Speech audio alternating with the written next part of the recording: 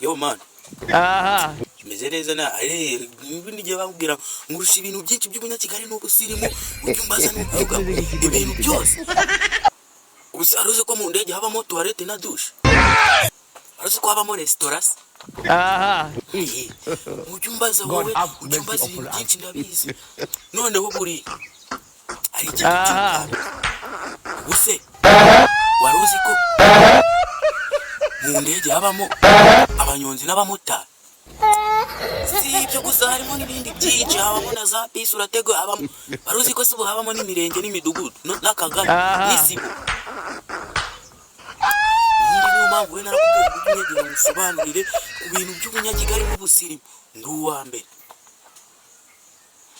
Uzaguma mu Kigali maze kumenyera ntabwo wamenyera ikindi kintu.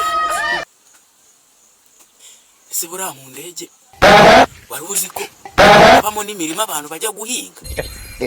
Aho kumeze nk'ikigori cy'ibitego. Mpamvu wewe ucyumbaza utuntu twinshi musobanurire kuba utaraje Kigali warahombye byinshi warahombye. Sana biruka nigiye mu kazi mu nzu tunari nibereyemo. Hako ubyumbaza mwana nari ibintu by'umusobanurire.